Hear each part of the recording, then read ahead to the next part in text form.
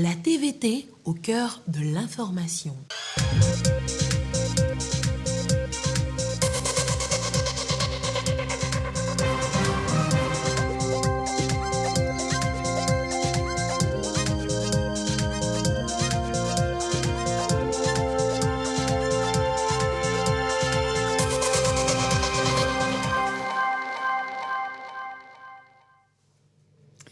Il est l'heure du journal sur la télévision togolaise. Madame, Monsieur, bonsoir. Et voici les titres de cette édition.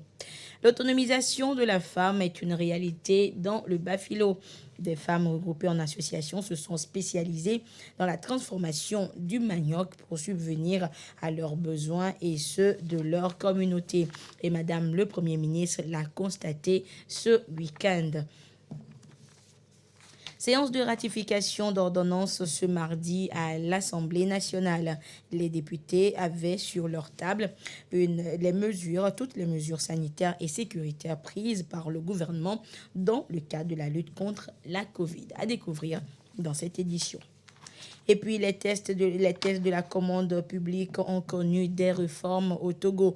Réformes pour un meilleur assainissement du secteur et des réformes qui ont donc été présentées aux acteurs impliqués ce jour. À découvrir également dans ce journal. Voilà donc pour les titres et nous débutons ce journal donc avec cette visite de Madame le Premier ministre aux femmes transformatrices de manioc en farine dans le village des Folos, dans la Solie. Madame Victoire Toméga Doubé a voulu découvrir les réalités de ces femmes en plein dans leur autodéveloppement. Le compte-rendu de cette visite avec Yves Agbivivi. Village des Folos à 25 km d'Aledjo, Kadara. Après la célébration de Kamaka, fête traditionnelle qui réunit les forces vives d'Assoli, Madame le Premier ministre a été poussée par la curiosité d'y découvrir le groupement des femmes spécialisées dans la fabrication de farine de manioc, communément appelée gari. Arrivées sur les lieux, voici ces femmes ingénieuses qui, chaque année, transforment des tonnes de manioc issues des terres de ce village. Une production purement artisanale. Madame le Premier ministre est venue regarder le travail et elle va chercher les clients pour venir acheter. Madame le Premier ministre fait un peu le tour du village. La production est au rendez-vous cette saison, les efforts de chaque ménage bénis. Et comme chaque année, se pose le problème de mévente, principale doléance des villageois à Madame le Premier ministre. Le marché de gari, ce n'est pas bon ici, on n'achète pas. Les étrangers ne rentrent pas pour acheter les gari. C'est seulement ceux qui sont ici pour faire le marché d'ici, Bafilo seulement. On veut qu'on nous amène les étrangers pour acheter ce que nous cultivons ici. Nous avons besoin des machines pour du gari, des grandes bassines pour qu'on puisse la produire et tout ça. Le Premier ministre a encouragé ces femmes à renforcer l'harmonie au sein de leur groupement. Elle les a rassurées de l'engagement du chef de l'État à faire de l'agriculture un levier de développement du pays. Elles ont été sensibilisées sur les mesures sécuritaires liées au terrorisme.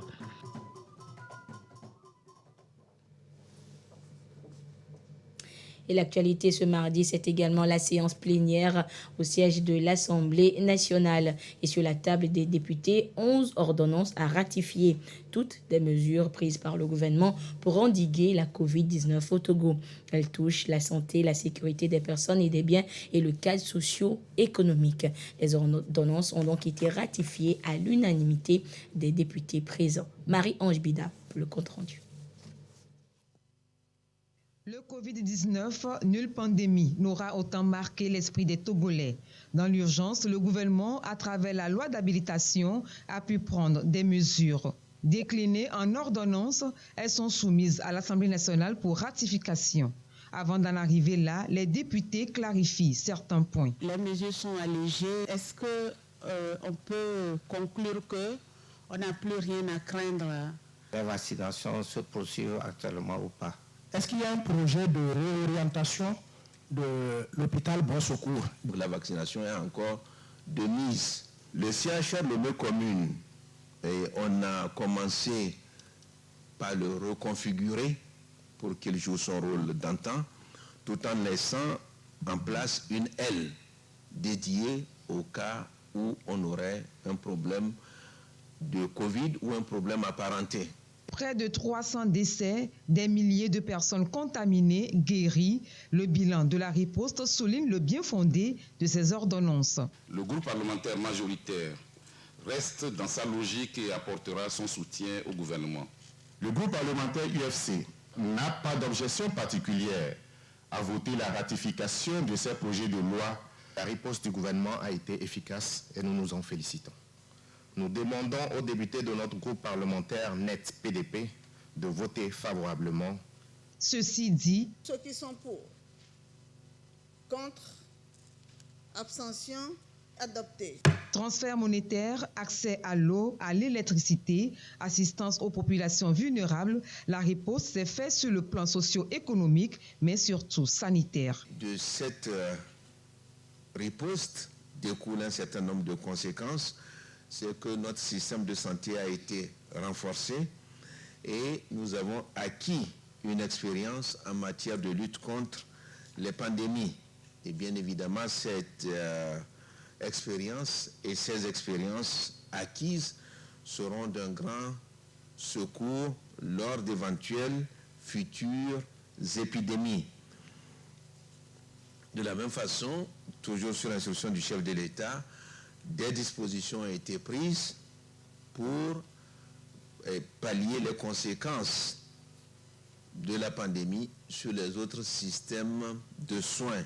Aujourd'hui, c'est l'accalmie. La présidente de l'Assemblée nationale, Yawa Digbodi Tchegan, se réjouit de la collaboration qu'il y a eu avec le gouvernement dès les premières heures de la crise sanitaire. Les textes fondateurs de notre pays ont prévu aussi ces occasions, ces situations. Les situations se sont présentées, les instruments ont été utilisés et je pense que l'Assemblée nationale aussi peut confirmer avec le gouvernement qu'une utilisation assez soigneuse et assez perspicace a été faite de ces pouvoirs, de cette habilitation qui a été accordée au gouvernement. Les mesures ont été mises en œuvre avec beaucoup de doigté. Et je pense que c'est un sujet de fierté pour nous tous. Et l'Assemblée nationale remercie le gouvernement pour la collaboration excellente que nous avons eue pendant cette période où les couloirs d'information ont été utilisés. L'Assemblée nationale a été régulièrement tenue informée de la quintessence des ordonnances. Et je pense qu'ensemble, nous pouvons rendre grâce à Dieu pour la protection dont notre pays a bénéficié et aussi rendre hommage au président de la République, son Excellence Faure Gnagna Simbé, qui, dès le premier cas, n'a pas lésiné sur les moyens, a pris les mesures urgentes et courageuses pour qu'aujourd'hui nous nous retrouvons ici, par la grâce de Dieu, ensemble pour faire ces ratifications. 3 fois de suite, la première loi d'habilitation a été prorogée jusqu'au 15 septembre 2022. À compter du 16 septembre 2022, le gouvernement a un délai de 90 jours pour demander la ratification de ces ordonnances. Autrement, elles deviennent caduques. Santé encore avec cette formation débutée depuis hier à l'endroit de ceux que l'on nomme les collaborateurs des pharmaciens. Une formation, donc ces collaborateurs issus de toutes les régions du Togo qui découvrent ainsi toutes les stratégies pour leur permettre de mieux soutenir les pharmaciens dans leur mission, celle de l'accueil, la gestion et la satisfaction du client. Et la formation est à mettre à l'actif de l'Ordre national des pharmaciens du Togo. Le compte rendu avec Solange Amandé et la voix de Sandra Adiagbé. Ils ne vont plus franchir le seuil des officines mines renfrognées. Désormais, des dispositions sont prises pour un accueil chaleureux des clients. Des collaborateurs des pharmaciens sont ici à l'école de l'organisation, l'accueil et la gestion de la clientèle. Il s'agira pour ces 3 jours de formation d'apprendre aux collaborateurs des pharmaciens la meilleure façon d'accueillir les patients dans les pharmacies et officines pour que ceux-ci soient rassurés déjà avant de procéder à l'achat des produits pour lesquels ils se sont présentés. Il sera abordé le module relatif à l'accueil avec professionnalisme des clients, également les techniques de communication interpersonnelle et aussi la gestion efficace des situations délicates en pharmacie ou en officine, l'optimisation de l'organisation des informations pour une meilleure remontée à la hiérarchie.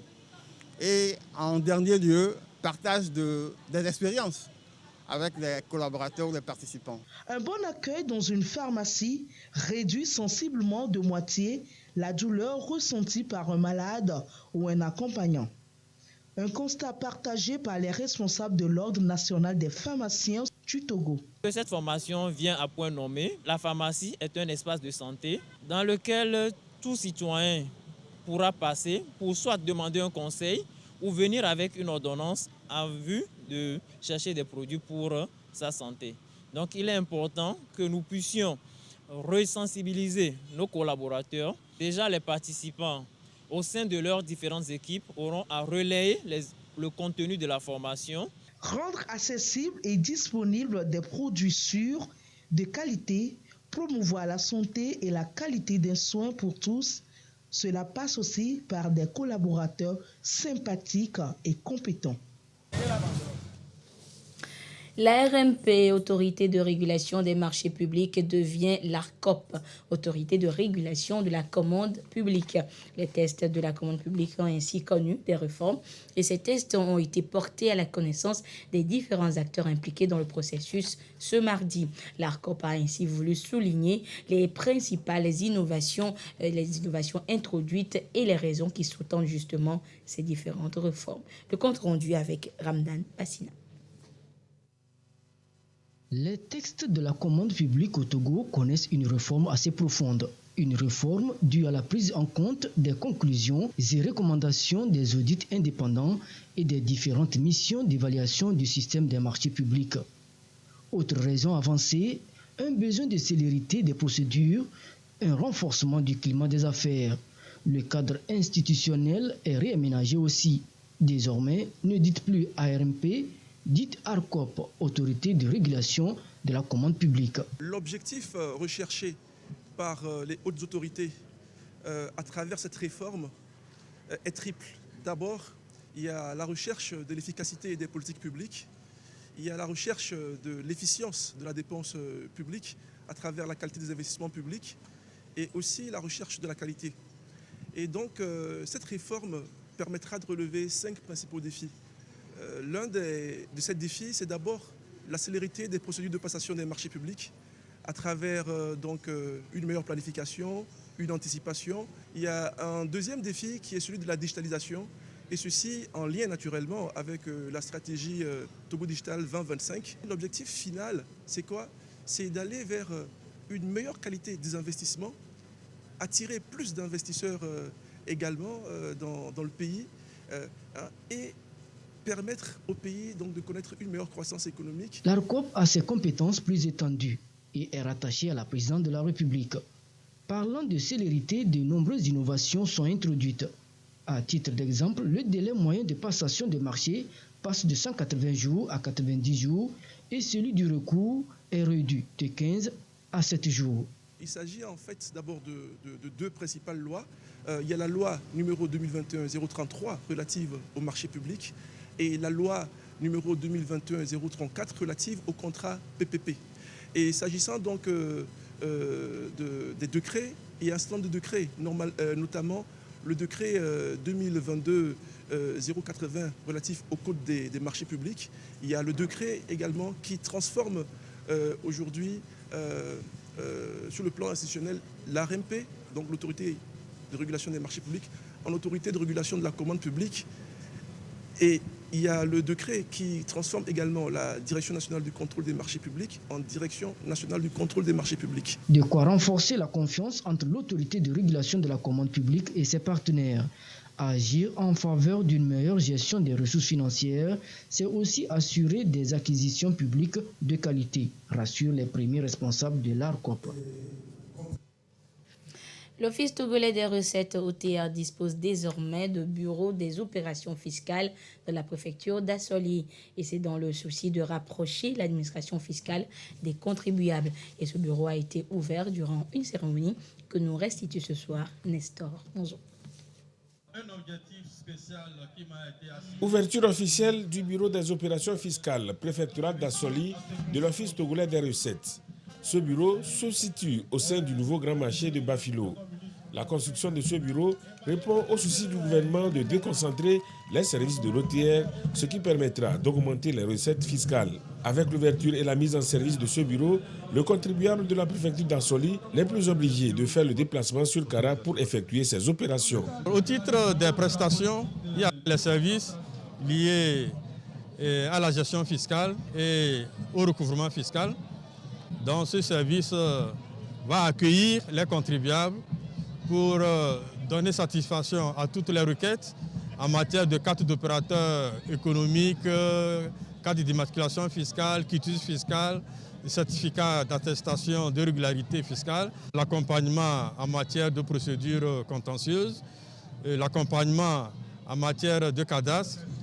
Le Bureau des opérations fiscales de l'OTR permettra de mesurer la contribution des populations d'Assoli au financement du développement national. Nous sommes reconnaissants des efforts de l'OTR par rapport au développement de nos communes. L'OTR envoie à chaque fin du mois les ressources collectées et aussi l'OTR participe à l'effort du gouvernement par rapport aux facts que l'État octroie aux communes.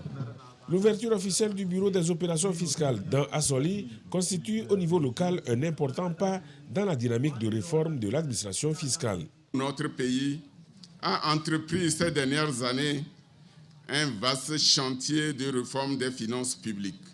C'est dans cette logique que s'inscrivent les innovations dans l'action fiscale, parmi lesquelles on peut citer, entre autres, la simplification et la facilitation des procédures, l'allègement de la charge fiscale, notamment la diminution du taux d'imposition, l'exonération de la patente pour les 2 premières années d'existence pour les petites et moyennes entreprises, la réduction des pénalités à travers la vulgarisation de la législation fiscale, le rapprochement des services aux contribuables.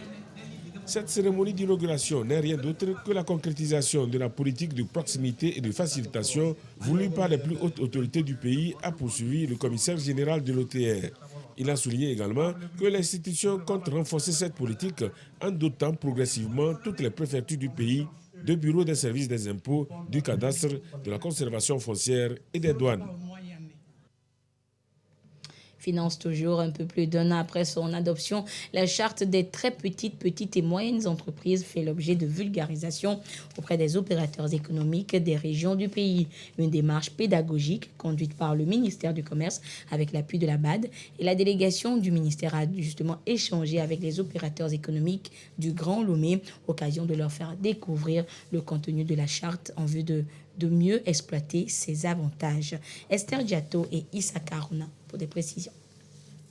C'est un document de 116 pages pour 67 articles subdivisés en 4 grandes parties. Adoptée en 2021, la charte des très petites et moyennes entreprises est une innovation du gouvernement togolais. Elle prend en compte les nano-entreprises qui contribuent à une grande part de l'économie nationale. Cette charte, c'est comme un régime économique qui est dédié spécifiquement aux entreprises qui n'ont pas les moyens de pouvoir aller vers d'autres régimes économiques, notamment le Code d'investissement et la loi sur la zone franc. Donc, le gouvernement a fait le choix de mieux les accompagner pour que ces entreprises puissent se sentir mieux à l'aise, être mieux compétitives et mieux grandir. Plus elles grandissent, mieux l'économie est, quoi. Ce régime économique spécial comporte plusieurs avantages. Ils sont ici exposés aux opérateurs économiques pour une appropriation afin de mieux en profiter. Il y a les accompagnements d'ordre fiscal, il y a des accompagnements d'ordre non fiscal. Par exemple, une entreprise qui veut faire les états financiers, qui n'a pas les moyens de le faire, parce qu'il faut faire les états financiers pour pouvoir justifier au niveau de l'OTR et payer. Cette entreprise qui n'a pas les moyens de faire les états financiers peut s'adresser à la cellule de mise en œuvre de la charte qui lui conduira vers par exemple les CGA qui pourront effectivement l'accompagner. C'est des mesures spécifiques. Une entreprise, par exemple, qui veut faire une activité spécifique, elle peut s'adresser à nous et nous allons faire des recommandations au niveau du gouvernement pour dire, voilà, en fonction de la spécificité de l'activité, nous pensons que nous pouvons prendre des mesures spécifiques pour pouvoir mieux accompagner ces entreprises. Dans l'ensemble, nous tirons un bilan très positif parce que les opérateurs économiques veulent savoir vraiment de quoi il s'agit, comment le gouvernement va personnaliser les accompagnements, comment le gouvernement va mieux les accompagner. La rencontre boucle ainsi la première phase de la campagne de vulgarisation de la charte des TPME au niveau régional avant d'être élargie aux préfectures et aux communes. L'initiative a reçu le soutien financier de la Banque africaine de développement, BAD. La Fédération togolaise des associations des personnes handicapées, FETAF, se bat pour une participation active et plus accrue des personnes en situation de handicap à la vie politique et publique du Togo. Elle a organisé à cet effet une conférence débat.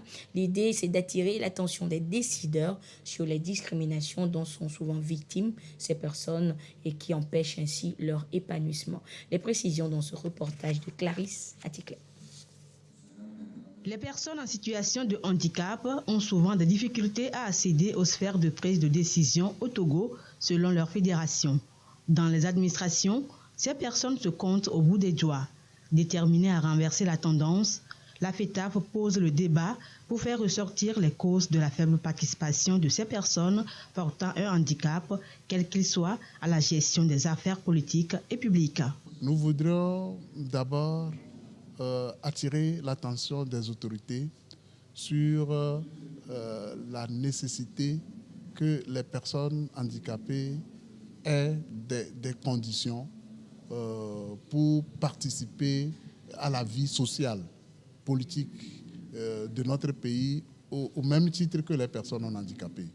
Les personnes handicapées représentent un pourcentage donné de la population et il va falloir que dans ces sphères-là de décision, que ce soit nomination ou élection, qu'on puisse faire en sorte qu'il y ait une représentativité des personnes handicapées. Se considérant comme des citoyens togolais à part entière, les personnes handicapées se réclament le droit de contribuer par leurs idées et leurs actions aux réformes et aux politiques de développement. L'organisation Side Savers, qui a dans ses prérogatives l'inclusion sociale, appuie l'initiative. Quand vous voyez une personne en situation de handicap, il ne faut pas regarder l'handicap, mais la valeur des capacités que cette personne a.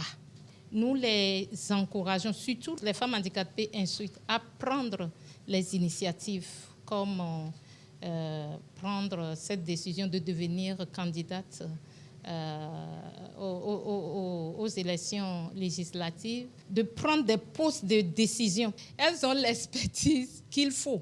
Une des recommandations phares des panels à l'endroit des personnes handicapées est d'accorder une priorité à l'éducation et à la formation. Ce n'est qu'à ce prix qu'elles pourront valablement contribuer au développement du pays. Et direction, une fois encore, dans ce journal, direction la préfecture de la Soli, où les violences basées sur le genre ont été au cœur d'une rencontre la semaine dernière. Et c'était à l'occasion des 16 jours d'activisme contre ces violences. Et l'ONG Alafia a saisi l'occasion pour organiser une séance de sensibilisation et de plaidoyer pour ainsi contribuer à mettre fin au phénomène dans la localité. Nestor Monzo pour des précisions. L'ONG Alafia a fait de la lutte contre les violences faites aux femmes une des raisons de son existence. Pour marquer les 16 jours d'activisme contre ces violences, cette ONG a mené des activités dans certaines localités du pays, comme ici à Bafilo pour le compte de la préfecture d'Assoli. Il s'agit de campagnes de sensibilisation et de plaidoyer auprès des autorités locales pour l'application effective des différents textes et lois qui protègent les femmes. Pendant ces 16 jours de campagne contre les violences faites aux femmes, l'ONG Alafia a encadré les femmes pour une marche vers les autorités, un plaidoyer. D'abord, le plaidoyer consiste à d'abord remercier le gouvernement pour la nouvelle loi qu'il vient de sortir le 2 décembre, qui protège, qui couvre les filles. La loi est bien sortie, c'est une chose. L'autre est vraiment la mise en application de cette loi. Donc, ils ont demandé au gouvernement également de les aider, de les appuyer dans la mise en application de ces lois-là. Et ils ont demandé également aux populations, aux femmes, aux jeunes filles de parler, de dénoncer. Parce que si elles ne dénoncent pas, le gouvernement ou bien la loi ne peut pas être appliquée. Contribuer à réduire les violences faites aux femmes, c'est donc une des missions que s'est assignée l'ONG Alafia. Son plan d'action comporte des perspectives. Nos perspectives, c'est que le mariage forcé soit arrêté, le mariage par échange soit arrêté, les rapts, les enlèvements des filles soient arrêtés au Togo. Nous remercions l'ONG AWDF qui est située au Ghana, l'ONG partenaire qui appuie nos activités dans la région de l'Akara. L'ONG Alafia a effectué la même activité à Niamtougou et à Pagouda. Créée en 1997, elle intervient aussi en dehors des droits dans les domaines de la santé, l'environnement et des activités génératrices de revenus. Hors du Togo, la Haute Cour du Royaume-Uni s'est prononcée sur le projet très controversé, un projet très controversé. Elle a donné donc son feu vert à l'expulsion vers le Rwanda de demandeurs d'asile arrivés illégalement dans le pays. Une décision, vous allez le voir, saluée par Kigali. La Haute Cour de Londres a validé ce lundi le projet très controversé du gouvernement britannique d'expulser au Rwanda les demandeurs d'asile de toute nationalité arrivés illégalement au Royaume-Uni, accordant ainsi au gouvernement conservateur une grande victoire. Mais pour Alain Mukuralinda, porte-parole du gouvernement rwandais, l'heure est au changement. On va appliquer de nouvelles solutions, de nouvelles façons de faire. Parce qu'aujourd'hui, on s'est toujours caché derrière les conventions internationales, le droit international, pour garder le statu quo. Mais aujourd'hui, on va évoluer et mettre en place d'autres solutions pour essayer de résoudre ce problème de migration funeste. Les autorités rwandaises justifient ce partenariat avec le Royaume-Uni en invoquant le bien-être des clandestins. L'objectif pour eux étant de permettre aux immigrés qu'ils soient protégés, respectés et qu'ils puissent réaliser leurs propres ambitions. Quand même, ici, il y a des Rwandais qui étudient, il y a des Rwandais qui travaillent, il y a des Rwandais qui créent des entreprises. Il y a des migrants ici, qui étudient ici, on oublie. Il y a des réfugiés qui vivent ici depuis 10, 15, 20 ans. Et ce n'est pas seulement 10 000, 20 000, il y a plus de 100 000 réfugiés. Pourquoi ne pas mettre cette expérience pour résoudre ce problème? En vertu de son accord avec Kigali, Londres financera dans un premier temps le dispositif à hauteur de 140 millions d'euros. De son côté, le gouvernement rwandais a précisé qu'il proposerait aux migrants la possibilité de s'installer de manière permanente. Pour le moment, aucune expulsion n'a encore eu lieu et les associations de défense des droits de l'homme ont jusqu'au 16 janvier pour faire appel de la décision. Et ce mardi est déclaré férié en Argentine. Et on s'en doute, c'est pour permettre à tous les Argentins de célébrer comme il se doit cette troisième victoire mondiale de l'équipe de foot, conduite cette fois par Messi. Et la joie est à son comble dans ce pays où le foot est un peu comme une deuxième religion. Regardez. C'est l'une de ces journées historiques que l'Argentine n'oubliera pas. Des dizaines de milliers de personnes ont campé ici toute la nuit, au pied de l'obélisque, monument emblématique de Buenos Aires et lieu traditionnel des célébrations sportives. Elles attendent à présent de pied ferme la parade des héros argentins de la Coupe du Monde. Ils réaliseront une grande boucle au sein du centre-ville. Le gouvernement s'attend à 1 million de personnes sur place. La journée a été décrétée fériée. Lors de leur arrivée sur le sol argentin, Lionel Messi et ses coéquipiers ont déjà reçu un accueil triomphal. Ils ont ensuite défilé à bord d'un bus désormais floqué de 3 étoiles. Cernés par une foule en liesse, dans un pays où le football est comme une deuxième religion. L'Argentine revit enfin ses heures de gloire, 36 ans après le dernier sacre mondial. C'était en 1986 avec l'autre héros du football argentin, Diego Maradona. Avec ce nouveau trophée, la boucle est bouclée et le rêve de voir les deux idoles du pays championnes du monde enfin réalisé. Retour en page nationale avec cette bonne nouvelle. C'est une procédure qui va désormais faciliter un peu plus la vie aux citoyens togolais. Après la délivrance du duplicata délocalisé en région, le ministre de la Justice annonce une autre avancée dans la délivrance de cette pièce, le duplicata du certificat de nationalité. Et c'est dans un entretien accordé à la télévision togolaise, entretien conduit par Gerson Dovo. Je vous laisse justement suivre cet entretien et c'est par cet entretien justement que se referme cette édition excellente de nos programmes. Au revoir. Bonsoir. Bonsoir, cher ami.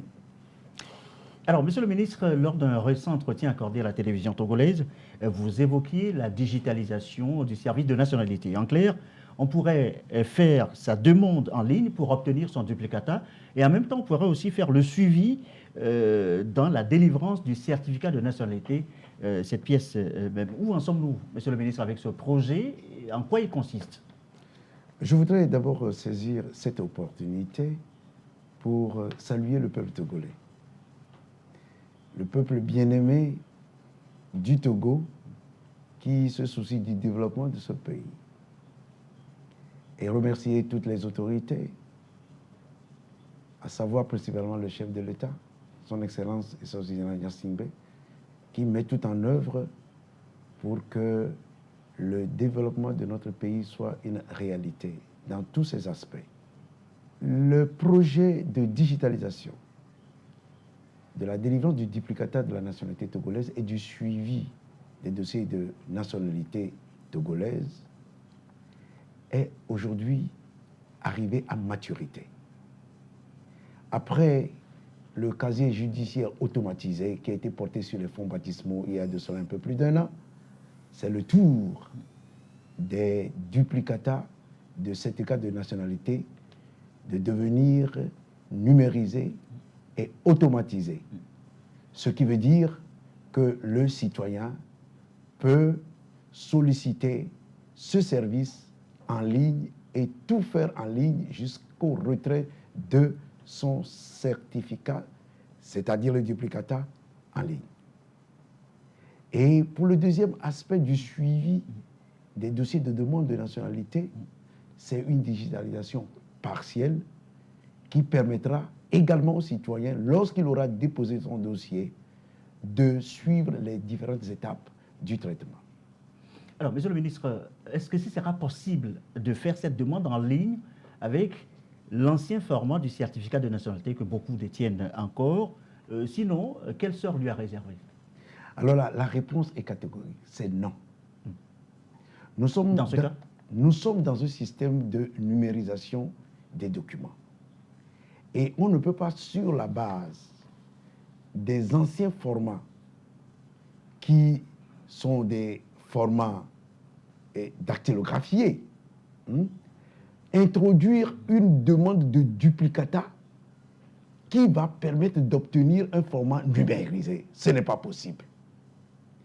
C'est la raison pour laquelle nous demandons à tous les titulaires ou possesseurs des anciens formats de nationalité de tout mettre en œuvre immédiatement pour pouvoir accéder aux nouveaux formats qui leur permettront à la longue de pouvoir bénéficier de ce service en ligne de délivrance de duplicata. C'est essentiel. Nous ne devons pas ignorer que la feuille de route gouvernementale nous inscrit dans la dynamique de numérisation ou plutôt de digitalisation de l'administration. Et pour cela, à moyen ou à long terme, le citoyen devra être confronté à des difficultés s'il ne prenait pas la mesure de la chose pour obtenir en même temps le format numérisé de son certificat de nationalité togolaise. Si aujourd'hui on fait le choix d'aller vers cette solution de digitalisation ou de numérisation, eh bien, Monsieur le ministre, c'est certainement pour aller plus vite dans la délivrance de cette pièce, le duplicata ou la nationalité, pièce importante donc pour les citoyens. Comment se prendrait-il dans la procédure et quels sont les avantages donc de cette procédure de digitalisation? Alors, s'agissant de la procédure, il n'y a pas d'autre formalisme que ce qu'on a l'habitude d'utiliser lorsqu'il s'agit d'avoir accès à un service en ligne. À l'exemple du casier judiciaire. Il y a un portail auquel le citoyen va accéder et il suivra les directives jusqu'à l'obtention de sa pièce. Mais alors, s'agissant des délais, il faut noter qu'ici, ce n'est pas principalement le problème de délai qui se pose parce qu'aujourd'hui, dans la procédure normale, en 24 heures, vous pouvez avoir votre duplicata de nationalité.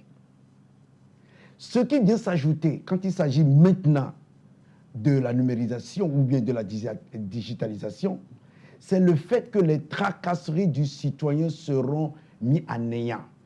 de sa maison, il peut introduire une demande, payer en ligne et désigner le point de retrait de traitement préfectoral ou alors se fait délivrer son duplicata par le service de la poste.